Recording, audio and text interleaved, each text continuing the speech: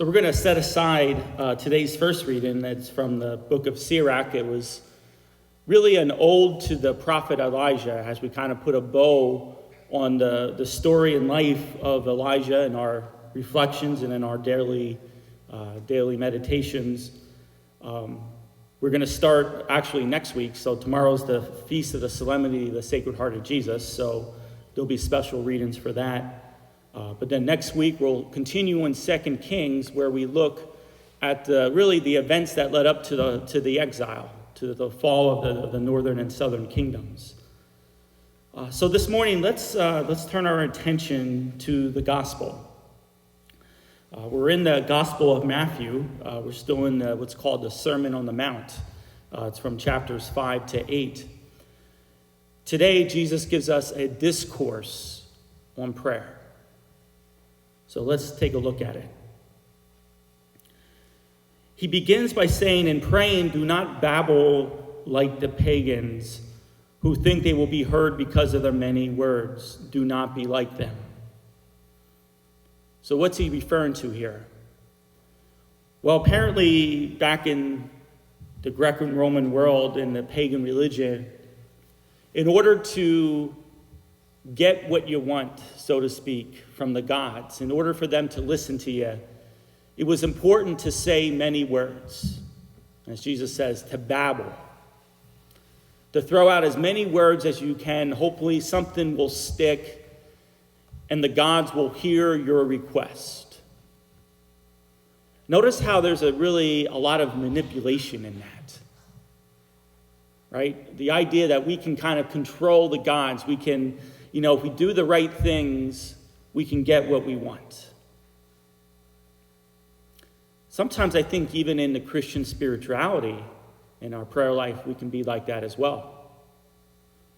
Sometimes people put a lot of pressure on themselves, and there's a lot of great devotions and novenas out there. Sometimes we feel as if we got to pray all of them in order to get what we want.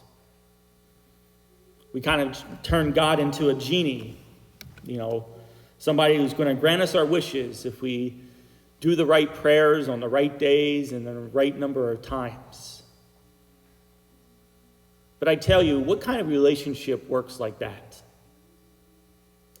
What kind of relationship works where you have to, do the right things, so to speak, in order to be loved?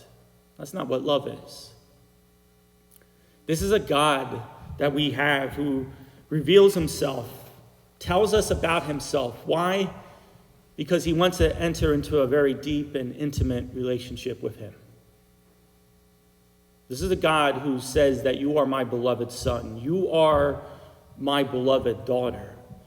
This is a God when Jesus tells us to pray, he starts with the words, "Our Father." He wants to start with a father-child relationship.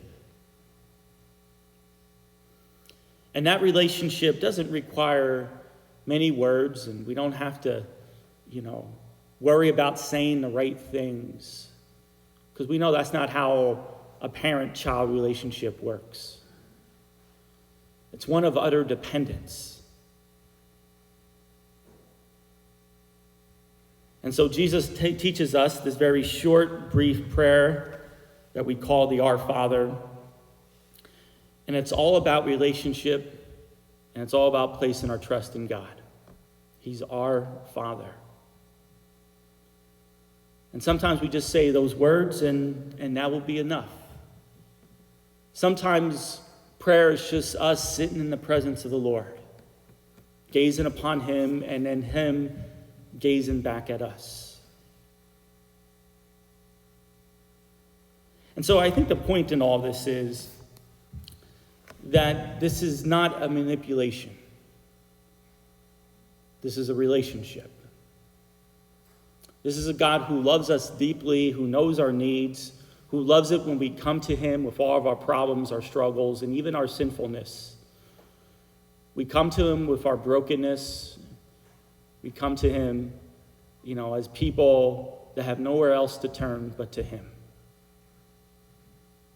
And a God that's really ready and welcome to take it all in. We don't have to impress God. We don't have to, say a million words and a million different types of prayers. We got to love him. We got to trust in him. That's the essence of a good, solid prayer life, which our Lord is calling us to be and to do. May God bless you.